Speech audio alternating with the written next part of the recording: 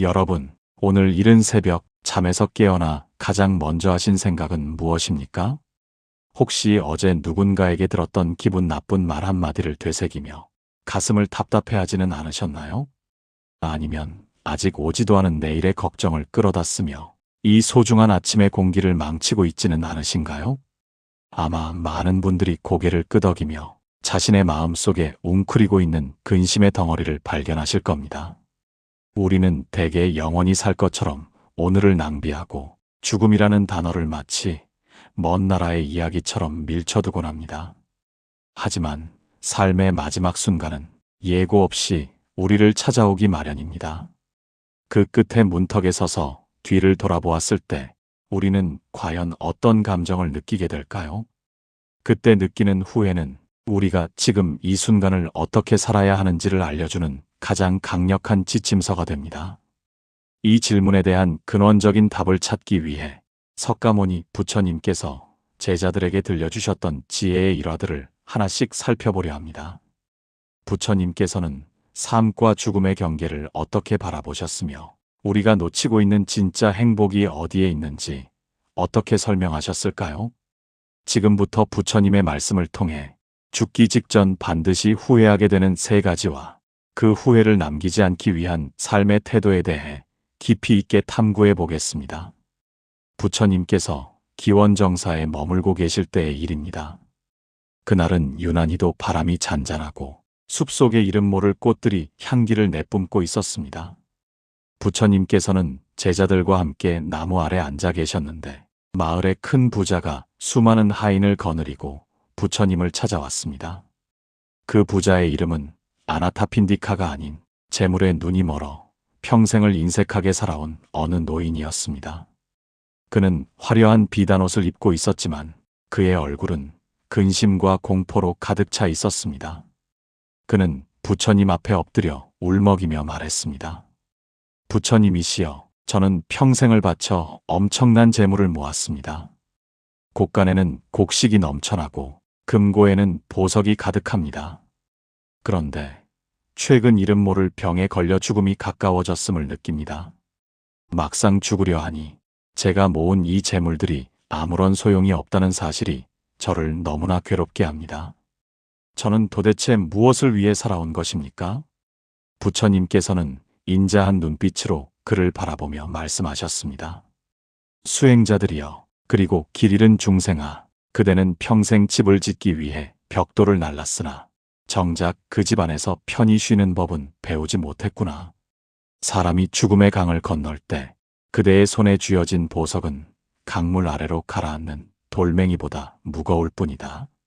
죽을 때 가져갈 수 있는 것은 오직 그대의 마음이 지은 업보뿐인데 그대는 그 귀한 시간을 허망한 그림자를 쫓는데 다 써버렸구나. 부처님께서는 이어 제자들에게 말씀하셨습니다. 제자들아, 사람들이 죽을 때 가장 먼저 통곡하며 후회하는 것은 자신이 진정으로 살고 싶은 삶을 살지 못하고 남의 눈치를 보며 껍데기뿐인 인생을 살았다는 사실이다. 그것이 죽기 직전 마주하는 첫 번째 큰 후회니라. 이 부자의 이야기를 통해 우리는 우리 자신의 모습을 발견하곤 합니다. 우리 주변에도 이 부자와 닮은 삶을 사는 이들이 많습니다. 한 사람의 구체적인 이야기를 들려드리겠습니다.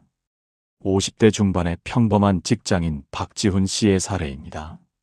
박지훈 씨는 평생을 성실하다는 소리를 들으며 살았습니다. 그는 이른 새벽 별을 보고 출근하여 깊은 밤 달을 보며 퇴근하는 생활을 30년 가까이 반복했습니다. 그의 목표는 오직 하나였습니다. 남들보다 더 큰 아파트로 이사하는 것, 자녀들을 남부럽지 않은 대학에 보내는 것, 그리고 회사에서 인정받아 높은 자리에 오르는 것이었습니다. 그는 상사의 부당한 질책에도 허리를 굽혔고 자신의 취미나 휴식은 사치라고 생각하며 뒤로 미뤘습니다. 나중에 여유 생기면 그때 여행도 가고 그때 가서 쉬면 되지.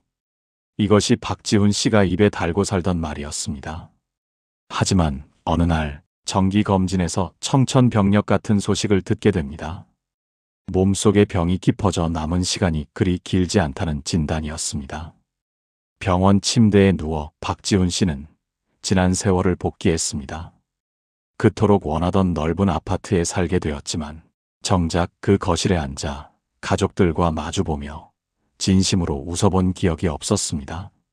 높은 직급에 올랐지만 그가 병들자 회사는 너무나 쉽게 그의 빈자리를 다른 사람으로 채워 넣었습니다. 그는 창밖에 지는 해를 보며 혼잣말을 했습니다. 나는 도대체 누구의 인생을 대신 살아준 것일까? 내가 진정으로 원했던 것은 이런 화려한 껍데기가 아니라 그저 사랑하는 이들과 숲길을 걷고 따뜻한 차 한 잔을 마시며 이야기를 나누는 소박한 평화였는데, 박지훈 씨의 이 눈물 섞인 깨달음은 부처님께서 경고하신 바로 그 첫 번째 후회와 정확히 맞닿아 있습니다. 부처님께서는 이어서 두 번째 후회에 대해 말씀하시기 위해 과거의 한 일화를 들려주셨습니다. 수행자들이여, 옛날 어느 숲속에 원숭이 왕이 살고 있었다. 그 원숭이 왕은 매일같이 숲을 돌며 맛있는 열매를 찾아다녔지. 어느 날 그는 아주 높은 절벽 끝에 열린 황금빛 열매를 발견했다.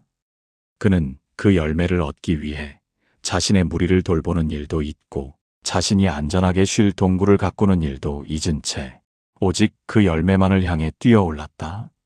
하지만 열매를 손에 쥔 순간 절벽이 무너져 내렸고 그는 천길 낭떠러지로 떨어지게 되었다. 떨어지는 찰나에 그 원숭이 왕은 무엇을 생각했겠느냐? 그는 손에 쥐어진 그 작은 열매가 아니라 자신을 따르던 동료들의 눈빛과 매일 아침 자신을 반겨주던 숲의 평화로운 소리들을 그리워했다. 사람들도 이와 같다. 죽음에 임박해서야 비로소 깨닫는 두 번째 후회는 사랑하는 사람들에게 마음을 다하지 못하고 모진 말로 상처를 주며 소중한 인연을 가볍게 여긴 것이니라. 부처님께서는 아난다를 불러 이렇게 물으셨습니다. 아난다야, 너는 세상에서 가장 슬픈 이별이 무엇이라 생각하느냐? 아난다가 대답했습니다. 부처님이시여, 다시는 만날 수 없는 죽음의 이별이 가장 슬픈 것이 아니겠습니까? 부처님께서 고개를 저으며 말씀하셨습니다. 아니다, 아난다야. 가장 슬픈 이별은 곁에 있을 때 마음을 나누지 못하고 상대방이 떠난 뒤에야 비로소 미안함과 사랑을 깨닫는 이별이다. 미움은 한순간이지만 그 미움이 남긴 상처의 기억은 죽음의 순간까지 영혼을 괴롭히느니라. 이 가르침은 우리 현대인의 관계 속에서도 뼈아프게 다가옵니다. 이서연 씨라는 여성의 이야기를 살펴보겠습니다. 이서연 씨는 평소 완벽주의적인 성격으로 주변 사람들에게 엄격한 잣대를 들이대곤 했습니다. 특히 자신의 어머니에게 그랬습니다. 어머니가 사소한 실수를 하거나 세련되지 못한 행동을 할 때마다 그녀는 날카로운 말로 어머니를 쏘아붙였습니다. 엄마는 왜 매번 그래? 제발 내 말 좀 들어. 어머니는 늘 미안하다며 고개를 숙였고 이서연 씨는 그것이 당연한 권리라고 생각했습니다. 그녀는 어머니가 영원히 자신의 곁에서 그 모진 소리를 다 받아줄 것이라 믿었습니다. 하지만 어느 겨울날 어머니는 잠든 모습 그대로 조용히 세상을 떠나셨습니다. 장례식을 치르는 내내 이서연 씨는 통곡했습니다. 그녀를 괴롭힌 것은 어머니의 부재보다도 자신이 했던 그 차갑고 날카로운 말들이었습니다. 어머니가 차려주었던 따뜻한 밥상 앞에서 투정 부리던 모습, 어머니의 주름진 손을 한 번도 따뜻하게 잡아주지 못했던 순간들이 마치 송곳처럼 그녀의 가슴을 찔렀습니다. 그녀는 어머니의 유품을 정리하며 어머니가 써놓은 낡은 가계부 귀퉁이의 글귀를 발견했습니다. 우리 딸 서연이가 오늘도 건강해서 다행이다.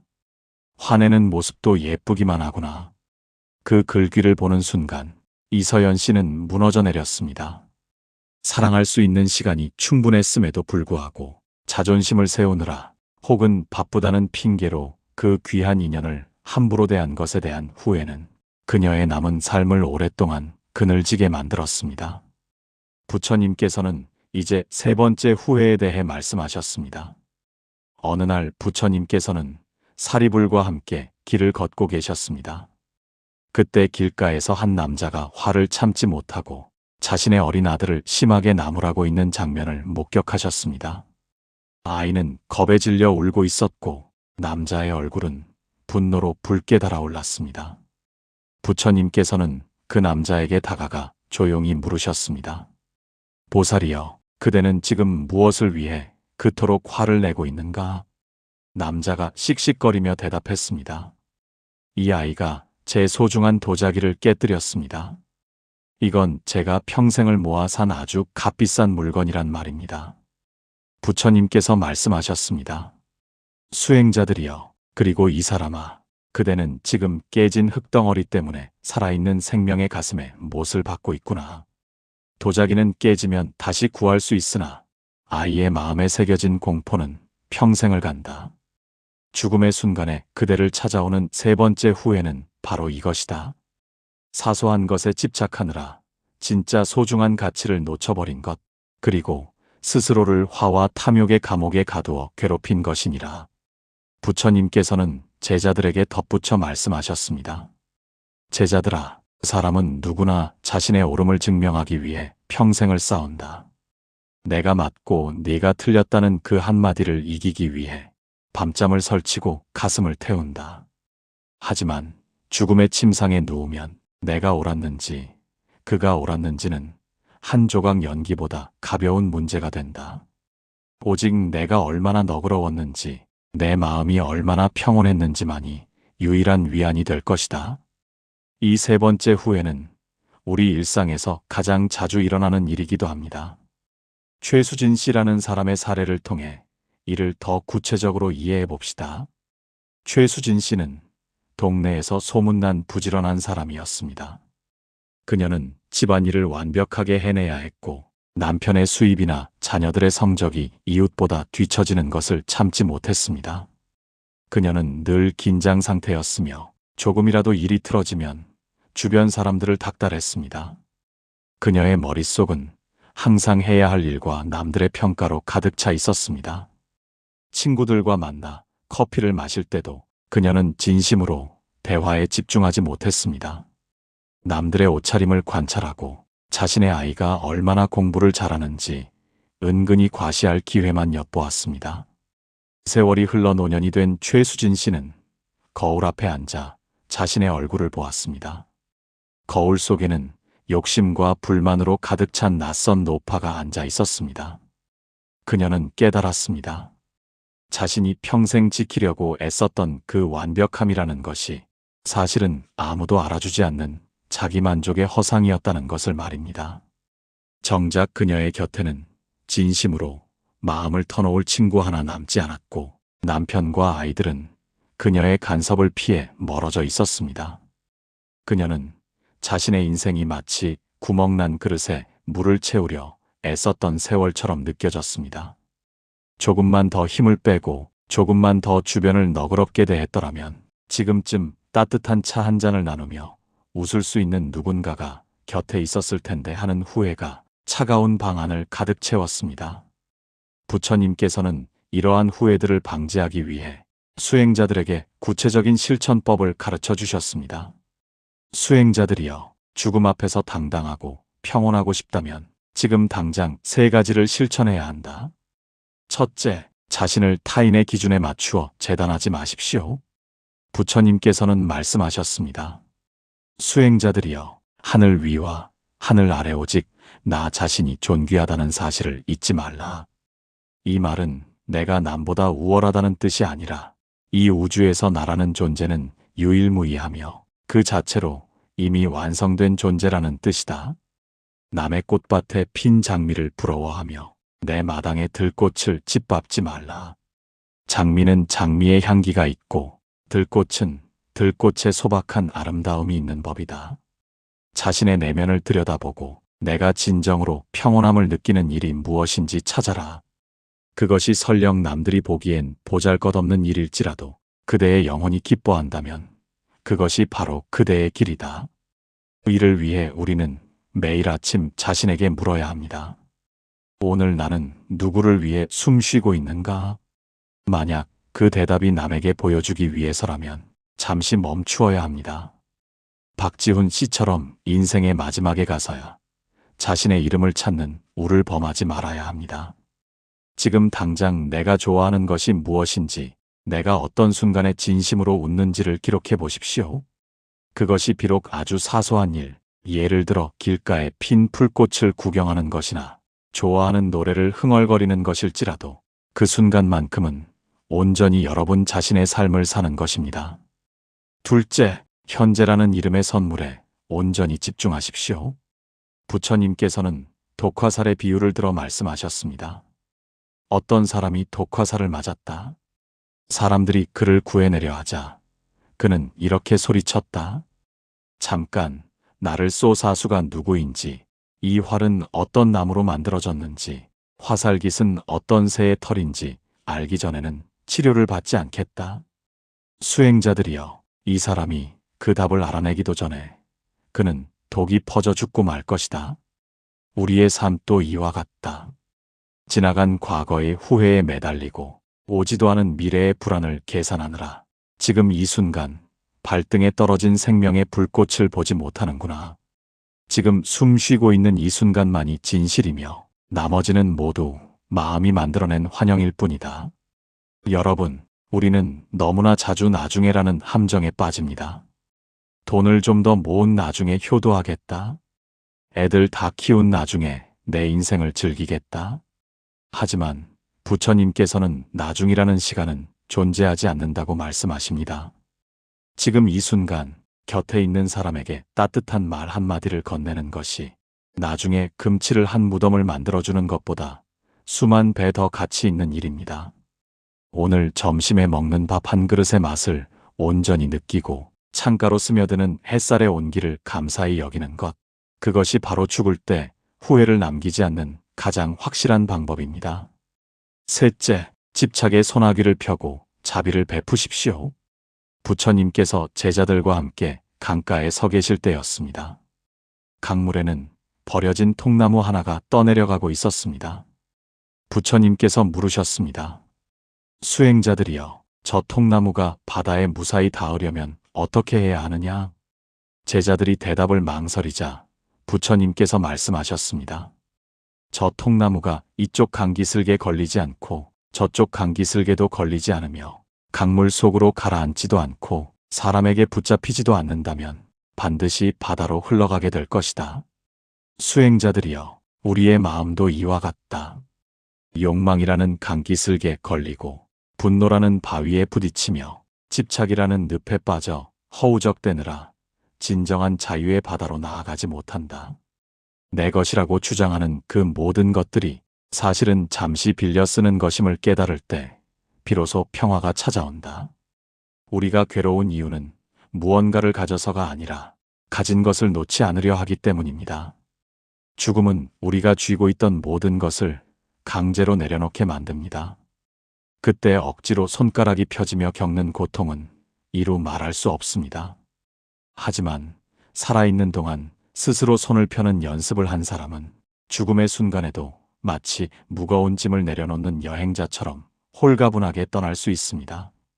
나의 오름을 조금 내려놓고 나의 재물을 조금 나누며 나의 자존심을 조금 굽히는 연습을 하십시오. 최수진 씨가 인생 후반에 느꼈던 그 공허함은 사실 채우지 못해서 생긴 것이 아니라 비우지 못해서 생긴 독이었습니다. 부처님께서는 마지막으로 아난다에게 유훈을 남기셨습니다. 아난다야, 내가 떠난 뒤에 무엇에 의지해야 할지 걱정하지 말라. 너 자신을 등불로 삼고 진리를 등불로 삼아라. 세상의 모든 것은 변하고 사라지기 마련이니 방일하지 말고 정진하여라. 이 말씀은 비단 수행자들 뿐만 아니라 오늘을 살아가는 우리 모두에게 주시는 엄중한 경고이자 따뜻한 격려입니다. 우리는 마치 영원히 죽지 않을 것처럼 타인을 미워하고 영원히 내 곁에 있을 것처럼 소중한 사람들을 함부로 대합니다. 하지만 오늘 밤 지구 반대편의 누군가는 그토록 원했던 내일을 맞이하지 못한 채 눈을 감았습니다. 우리가 누리고 있는 이 평범한 하루는 어쩌면 기적과도 같은 선물입니다. 여러분, 이제 잠시 눈을 감고 스스로에게 속삭여 보십시오. 그동안 남의 눈치 보며 사느라 고생 많았다. 이제는 너 자신을 위해 조금 더 웃어도 괜찮다. 곁에 있어 주어서 고맙다. 사랑한다는 말을 내일로 미루지 않겠다. 모든 것은 지나간다. 이 작은 갈등과 욕심에 내 귀한 하루를 망치지 않겠다. 죽음 앞에서 우리가 가져갈 수 있는 것은 화려한 이력서도, 통장의 잔고도, 넓은 아파트의 열쇠도 아닙니다. 우리가 가져갈 수 있는 유일한 것은 누군가에게 건넸던 따뜻한 미소와 내 마음속에 간직했던 평온한 기억, 그리고 누군가의 눈물을 닦아주었던 자비로운 손길뿐입니다. 이 세 가지만 기억하신다면 여러분은 생의 마지막 순간에 결코 눈물 흘리지 않을 것입니다. 오히려 잘 살았노라고, 충분히 사랑했노라고 아름다운 소풍을 마친 아이처럼 미소 지으며 다음 여정을 떠날 수 있을 것입니다. 오늘의 이 지혜가 여러분의 가슴 속에 작은 씨앗으로 심어지기를 바랍니다. 그 씨앗이 자라나 불안의 그늘을 지우고 평화의 꽃을 피우기를 진심으로 기원합니다. 우리는 모두 언젠가 떠나는 여행자입니다. 그 여행길이 후회로 얼룩지지 않도록 지금 바로 곁에 있는 사람의 손을 잡아주십시오. 그것이 부처님께서 우리에게 전하고자 했던 가장 큰 가르침입니다. 오늘 이야기가 여러분의 마음 한구석에 작은 울림을 주었기를 바랍니다. 지혜로운 삶은 멀리 있는 것이 아니라 지금 이 순간 여러분의 선택 속에 있습니다. 이 지혜의 물결이 더 많은 분에게 닿아 우리 사회가 조금 더 따뜻하고 평온해질 수 있도록 구독과 좋아요로 함께 해주세요. 여러분이 댓글로 남겨주시는 삶의 고민과 깨달음은 또 다른 누군가에게 길을 밝혀주는 소중한 등불이 됩니다. 함께 지혜의 길을 걸어주셔서 감사합니다. 다음 시간에도 여러분의 삶을 보듬어줄 깊이 있는 통찰로 찾아뵙겠습니다. 오늘 하루 부디 당신 자신에게 가장 친절한 사람이 되시길 바랍니다. 고요한 울림이었습니다.